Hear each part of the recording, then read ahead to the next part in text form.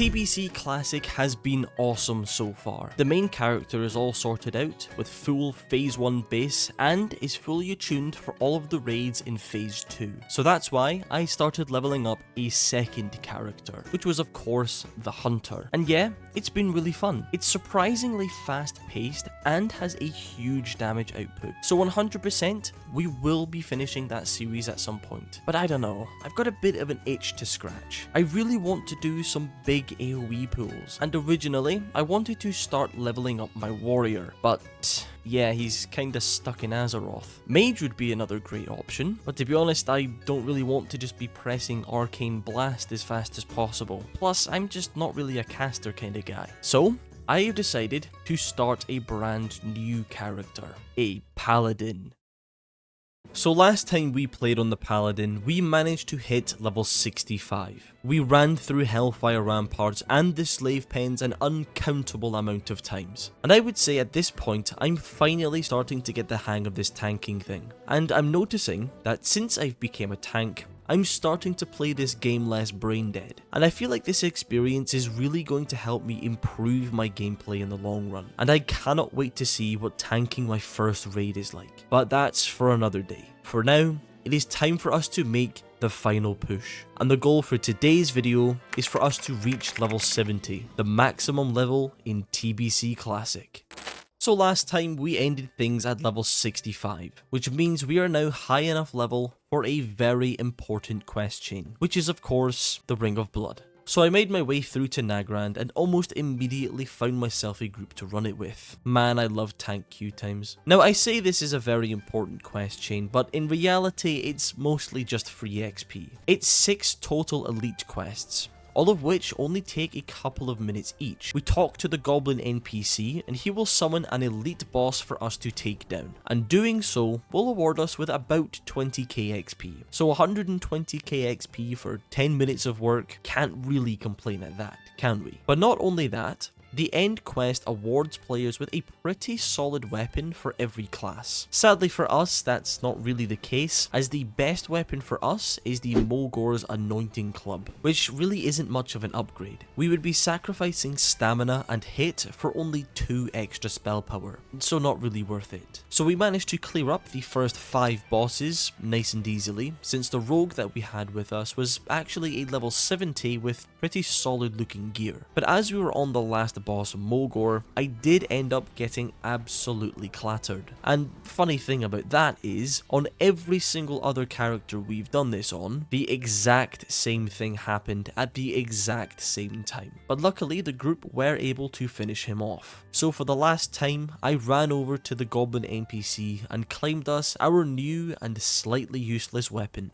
So currently, we had hit a little bit of a wall, because dungeon wise, I really didn't want to have to go back to Slave Pens again, and I really hated the mana tombs. So instead, I decided to hang around Nagrand for a bit to do some questing, since we haven't actually quested at all since level 59. Plus, Nagrand is by far my favourite zone in this game, and that's including Vanilla WoW. I mean, just look at it. How could someone say that this isn't the most beautiful thing in this game? So first stop was to head on over to the Throne of Elements to stock up the quest log a bit. And of course, our first task was the quest Muck Diving, which has us sifting through more shit, because after all, this is the shit expansion. Like seriously, I can count at least 5 times so far that we've had to sift through shit. And if that wasn't good enough, the follow-up quest has us swimming around the nearby lake to kill lake surgers. Now, like I've said many times before, I hate underwater quests. It's slow, you can't ever sit to replenish mana, and I can't tell how far away the mobs actually are. Lucky for us though,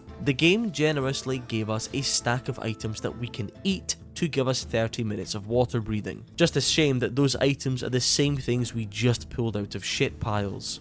Who came up with this questline? So after an appetizing lunch, I decided that it would be best for us to just move over to the east of the zone, where I met up with our good friends from Stranglethorn Vale, Hemmet Nessingwary. I still think it's really cool that we get to encounter some of the most recognizable NPCs on a different planet entirely. I also decided to switch back to my protection spec because I am actually very familiar with this part of Nagrand, and I am aware that most of the quests here involve mass murder, and most of the mobs here are all bunched together, meaning I could just kill all of them at once. Plus, I also wanted to level up the one-handed mace's skill a bit, just to keep it up to date. And you know what? Questing as protection was actually really fun. I'm not convinced that it was quicker than Ret, but definitely more fun. But don't get me wrong, I do like Ret, because all of its abilities feel like they hit. But it is a bit slow, I won't lie. At least this way it keeps things interesting. So I was just chilling, making slow progress through the 105 mobs that we were tasked with killing, when I randomly got a message asking if I wanted to come tank mana tombs. So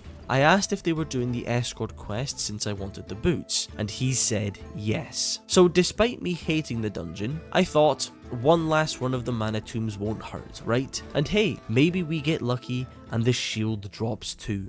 So after about 10 minutes of waiting, the group was formed and ready to start. Now, like I've said twice already, I absolutely hate the mana tombs. There is literally nothing fun about this place. So why are we running it? Well, first of all, because of the loot from the first boss. Because he can drop us the Shield of the Void. This thing is unbelievably good for our level and would 100% last us right up until level 70. But we are also here because of the escort quest at the very end of the dungeon, which would obviously give us a nice chunk of XP, but the quest reward would let us grab the Flesh Beast's Metal Greaves, which are unbelievably good. In fact, they are so good, it's pretty likely that we will end up tanking our first raid with these things equipped. So we clear out the first room and move on to the first boss, Pandemonius. Now, like I said in the last video, this is by far the most frustrating boss so far, because he has this spell reflect ability, which also works against melee attacks. Plus, he constantly shits out Void Bolt, which do a ridiculous amount of damage. Luckily, we were able to clean him up quite nicely this time, and the shield does actually drop, which was insanely lucky, since this was definitely going to be a one and done for me. And it's not just the bosses that I dislike. This whole dungeon is just ass. There's so many random little things that just cause chaos. Things like fears, random gouges, and mobs always charging at casters. It's not too bad as DPS, but as a tank, you're just constantly chasing misplaced mobs around. And right at the very end of the dungeon, I did actually manage to accidentally wipe us, because I mistakenly pulled both packs of the mana worms, which explode for massive damage on death, and they killed me almost immediately. But eventually, we did make it onto the final boss of the dungeon, Nexus Prince Shafar. Ironically, he is the easiest part of this dungeon. So long as we're able to control the ads, he's really quite simple. For his loot, he dropped a pretty solid looking pair of bracers. But with that excitement now done, it was time for us to get going with the escort quest. And it was perfectly standard as far as escort quests go. He walks through the dungeon and summons a couple of waves of ads every now and then. And it all ends with a little mini boss, which is kinda cool, I suppose. But with that now out of the way, I was able to claim us our brand new pair of boots. So after a very successful Mana Tombs run, that obviously warranted me taking a multiple day long break. Good thing about that though, is of course rested XP. So in order to utilize it properly, I decided to head back over into Nagrand. Again, purely because all of the quests here are kill quests. Quite literally, it is a total of 210 mobs over 6 quests, which is quite a lot. And the goal here in Nagrand really wasn't anything special. I just really wanted to hit level 66 so that we could head over into Sethic Halls. But I wasn't really in any rush. Nagrand is just one of those zones where you really feel like you're part of the world. There's something just so simple and pure about roaming a natural zone slaying wildlife. And so for a good couple hours, that's all I really did. Basically, if it moved, you best believe I was about to stab it. We killed rock elementals, owls, water elementals, these weird deer thingies, until it eventually happened. happened. We managed to hit level 66, which means it is time for us to start our next dungeon grind inside of the dungeon Sethic Halls. So, Sethic Halls. You already know what I'm going to say, so there's not really much point in delaying it. I absolutely hate this dungeon, but not because of the dungeon itself, it's because of the bird people. I personally think the mere idea of bird people is disgusting. It's just two things that should never become one, and this dungeon is all bird people. And if that wasn't enough, the entire dungeon is themed around the bird people. There's big nests and eggs and shit everywhere.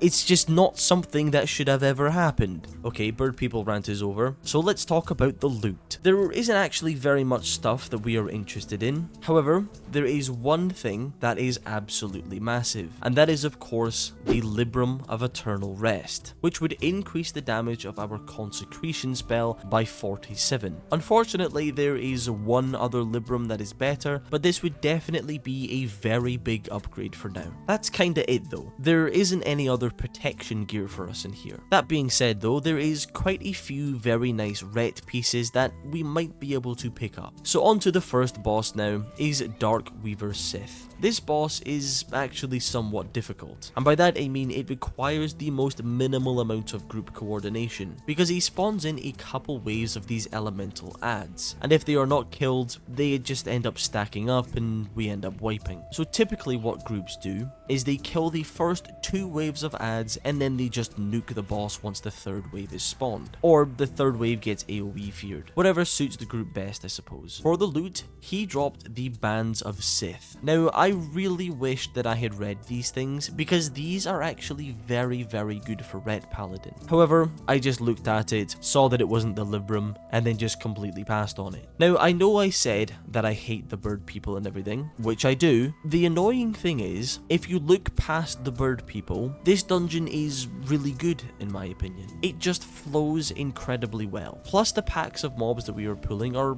pretty large, which is always fun. And in my opinion, it is the perfect amount of difficulty. It's hard enough that I don't just get to turn my brain off and zug my way through, but it's not so difficult that it's just plain annoying. The only part of the dungeon that I would say is seriously annoying is definitely the last room, purely because of the mob fears. And without a shaman, one bad fear 100% spells death. Also, the birds like to charge at casters, which I think we've established I don't like. But moving on to the last boss here, it is Talon King Ikis, a boss that I would say is a pretty fun fight. He doesn't hit massively hard, but he makes up for it with his little LOS mechanic. It's not very difficult, but it's at least engaging. For his loot, he dropped Terok's Nightmare and the Hallowed Trousers, neither of which I think are particularly good for us. But just like that, we had completed our first run of Sethic Halls.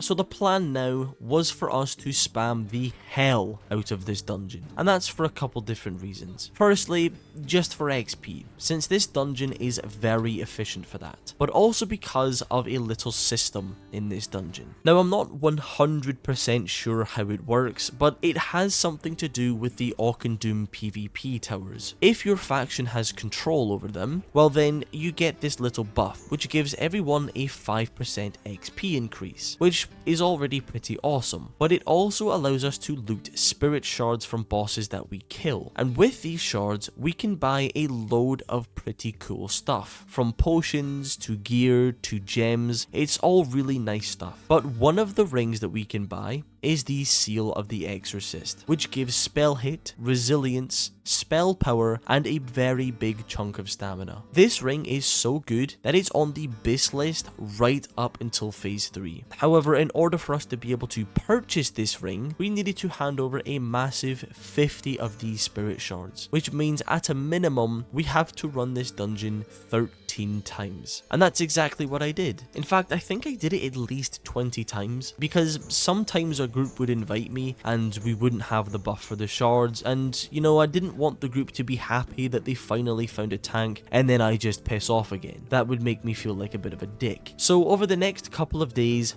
this is all I did. I was able to pick up the Librum from the first boss, as well as a couple of rep pieces here and there, and we were even able to reach level 67. In fact, we even reached level 68. That's how many runs of this I had to do. And coincidentally, the same run that I hit level 68, we had finally amassed enough spirit shards to purchase our brand new ring. So excitedly, I ran back over to Illyrian Stronghold, and just like that, we had acquired our first piece of epic quality gear. So obviously, getting our first piece of base gear was a rush like no other, and I wanted more. And if you look at all of the prot paladin base lists, there is one piece of gear that reoccurs quite a lot, and that is the gnomish rocket launcher. It's a trinket that has an on use for some damage and a short stun, but it also gives plus 45 stamina, which is a very big chunk of health and would definitely be very useful for the near future. However, they definitely aren't cheap to buy or craft. Plus, leveling engineering is also quite expensive, and adding it all up, it's well over 1,000 gold. So as nice as it would be to have, I just really can't afford it right now. So I went into debt. I know, I can't believe it. Feels just like real life. So with us now being level 68 and having a good couple of gear upgrades, we have opened up a lot of higher level dungeon opportunities. And one of the most important ones for us is the Caverns of Time. But before we can do any of that, we must first get attuned. So with that out of the way, let's jump into a run of the best dungeon in TBC, Old Hillsbrad. Now, despite this being the best TBC dungeon, actually finding a group to run this place with is actually quite difficult. Not sure why, there's just not a lot of people doing it. But of course, we are a tank and can get into groups almost instantly, which is another thing that I'm just loving about this class. So let's talk loot. Same as Sethic Halls, there really isn't much we are needing from here. A couple of really small upgrades here and there. The only seriously good one I would say is the Iron Band of the Unbreakable, but that's not really what we care about. What we are after is the reputation rewards, because at just revered level, we can buy ourselves the Time Warden's leggings and the Continuum Blade, both of which are fantastic defensive pieces and I think are considered pre-base. And just as a little bonus, at Revered, we also get access to the Glyph of the Defender Helmet enchant, which is indeed our best in slot head enchant. And this really wouldn't take us long, because the quests we are doing alongside the runs themselves are giving thousands of reputation per turn in. So onto the first boss now is Lieutenant Drake. And I like this boss for one reason, and that's because he is literally just a warrior. He has Hamstring, Mortal Strike, and AoE Fear. You know, I like the simplicity. But we take him down,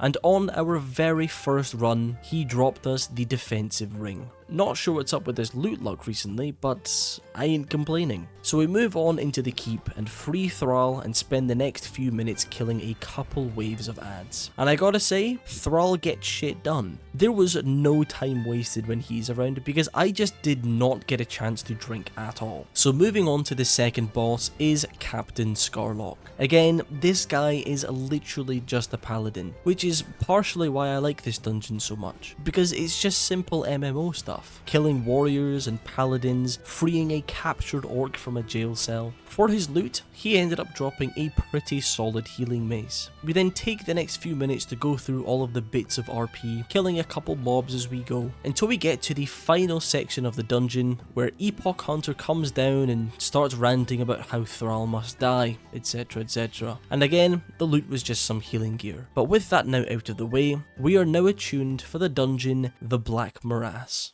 So now that we are attuned, I of course wasted zero time and decided to jump straight into the Black Morass. Now inside of here, there is one piece of loot which is very important, and it is the Burnous of Shifting Ages. It's not quite pre-base, but it would definitely help for when we go into dungeons like Steam Vaults and Shadow Labs, etc. And yep, I forgot to hit record. But the cloak did actually drop, and of course we won the roll. Now going into this dungeon, I wasn't really sure how it would go, because whilst paladins are fantastic dungeon tanks, their single target is definitely questionable. And while this dungeon is pretty much all single target. And just to make it a little bit worse, we had a Fury Warrior with us that was basically full base, and it was hard to keep aggro. I was having to use all of my mana every single pool, and on the boss I did actually end up dying, to which the druid battle resed me and I couldn't get threat back no matter what I did. Also,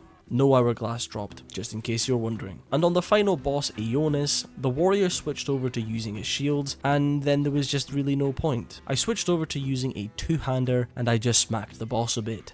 So obviously, after only 2 Caverns of Time runs, that wasn't enough for us to be at Revered yet, and we still needed a good 5 or so runs. But according to Google, the best way for us to get rep isn't by spamming the Black Morass, but in fact, Old Hillsbrad. And usually I wouldn't do that, since it takes a long time to find a group for Hillsbrad, but since we are a tank and get invited to literally anything we want in seconds, I decided to just spam Hillsbrad a couple times. And besides, the XP gains from the Black Morass are really bad. Like, I'm talking a couple bars of XP per run. So I did either 5 or 6 runs of Hillsbrad, which really only took like 3 hours, so not too bad. Until we had finally managed to get revered with the Keepers of Time. So excitedly, I rushed on over to the vendor and grabbed us the sword, the legs, and the helmet enchant. Now granted, I can't actually use any of it now, since we had to be level 70 to equip it. But you know, it doesn't ever hurt to be prepared, right?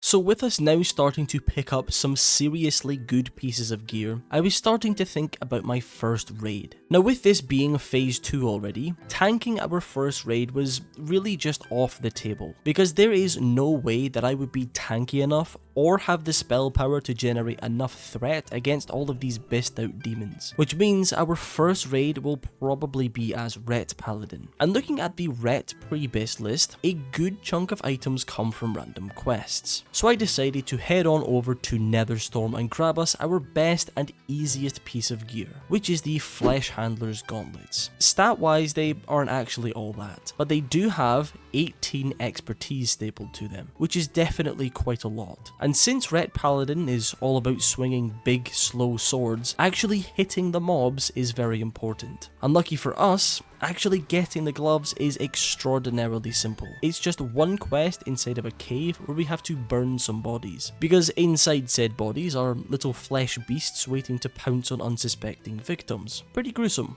I love it. So fast forward 12 minutes, and we had acquired our pre-base gloves. The next piece of gear we were after also comes from a quest chain, and that is none other than the infamous Cleft Hoof Hide Leggings. These things are honestly one of the best quest rewards in the game. Very good stats, plus more expertise, and a massive chunk of hit rating. What is there not to like? Now we have done this quest previously 3 times now, so I'm not going to go into too much detail here. However, I will explain it to you in monkey terms. Kill Ogre, get quest. Start quest chain at Handsome Man, kill Worm, and pick up Gloop. Put Growlock to sleep, grab Sack. Kill Gorgrom using Fire Trap. Hand in quest and hit level 69. Kill Ogres, then kill more Ogres. Kill Gawk, and boom, legs acquired. The next piece of gear we are after is the Shatari Wrought Greaves, which again are coming from a quest. Although this time we have to venture into the Shadow Labyrinth, which does actually work out perfectly because Shadow Labs also has our pre-base cloak, which is the Cloak of the Inciter. Stat wise, it's kinda whatever, but it does help us get up to hit cap. And at the same time, we can also pick ourselves up the Adamantine figurine for protection spec. And not only that, but once we get to Exalted with the lower city, we can pick ourselves up the Shapeshifter's Signet, which is best in slot all of the way up until phase 4. So yeah, this is definitely one of our most important dungeons. So we killed the first boss and managed to clear up the second room without any issues, since this was a well-built melee comp. We even had a shaman for tremor totems, until we eventually get to the second boss, Blackheart the Inciter. Easily the biggest pain in the ass boss in the entire game, because he has this very dumb ability where he mind controls literally every single player in the group and makes us attack each other, which means 90% of the time the game will pop all of our cooldowns on each other. He's also constantly knocking us back and threat resetting constantly, but it was all worth it because we get him down and the cloak drops on the very first run. Again, what is with this first run business? I mean, this never happens to me. Well, I don't care, just keep it coming. So we make our way through the rest of the dungeon very smoothly. Again, this group was amazing. One of the best I've had in a long time. Until we finally get to the boss, Murmur. Relatively tough one. He has a sonic boom ability which causes big damage if you aren't far enough away. Okay, so I guess not that tough. Unless you have no legs, in which case this would probably be quite difficult. But with Shadow Labs now completed and done, I returned to Shatrath City and handed in the quest and claimed us our shiny new boots. Next up on the list is our head slot item, and it is the Helm of the Claw, which once again we would be able to get from a quest inside of the dungeon, the Steam Vault. Now as far as the Steam Vaults go, I would say this is up there as one of my favourites, because it's very quick to clear, but at the same time feels fulfilling. There's loads of packs of mobs and tons of XP available. The other thing that is available is our pre-bis tank cloak, which is the Devil Shark cape. And yes, this is quite similar to the cloak from the Black Morass, except we are sacrificing some armor for dodge rating, which I think helps us with crush cap. So we clear up the second boss, which was very smooth because paladins are just that good in AoE. And after only a couple packs of mobs, we're on to the final boss, Warlord Calithresh, who again is quite a simple but fun boss. He spawns in these Naga distillers that have to be killed, otherwise he applies a stacking in rage, which obviously wouldn't go very well for us. But we get him down, and sadly, no cloak. But we did manage to get the quest done, so I immediately went to hand that in, and we had acquired ourselves the Helm of the Claw. Now at this point, we had managed to get most of a ret set. We were also closing in on that level 70 mark, and I wasn't really sure what to do for it. I had quite a few options, but in the end, I decided to head back into Sethic Halls. And I am fully aware that that isn't very interesting, but here's why I decided to. For my ret set, I was planning on just buying the Rage Steel chest and shoulders, because they are pre-bis and would also help with hit cap. However, after checking the prices of these things, I read it a little closer. Turns out you needed blacksmithing to equip these, and I was very tempted to drop enchanting for blacksmithing, but I had spent a lot of gold leveling it, and I was really enjoying the free disenchanting gold. But that does mean I had to find a sufficient replacement, and Sethic Halls has these shoulder pads of assassination, as well as our pre-bis belt, the Deathforge girdle. And looking back on it now, during our little Sethic Halls spamming spree, I don't think I saw this belt drop a single time. Must be pretty rare then. So I did a grand total of 2 full runs. First run, nothing dropped, but on the second run, also nothing dropped. But very excitingly, we did manage to reach level 70. Is there any better feeling than that? Spending weeks leveling a brand new character and dinging max level with them for the first time. This is truly peak World of Warcraft. So although our final few runs didn't provide us with any loot, we did manage to achieve today's goal of reaching level 70. I hope you all enjoyed today's video because I enjoyed making it. Paladin. This was easily one of my favourite characters to level so far. Protection Paladin just flows so unbelievably smoothly. Everything feels so refined and just makes everything so smooth. Also, I apologise if I sound sick at all. That's probably due to the fact that I am sick. And as I was recording these voiceovers, it really only seemed to get worse. But I didn't want to delay the video anymore, so I hope you still enjoyed it anyway. As for content, I think the next video will probably be the next Druid video, as that's almost finished recording. Other than that, not really sure what we are doing. Thinking we might just change things up for a little bit of fun. Maybe do some hardcore, maybe Season of Discovery. Let me know what you guys think. Is there anything particular that you guys want to do? Anyway, I think that is enough yapping for today. I hope you all have a wonderful rest of your day, and I will see you all later.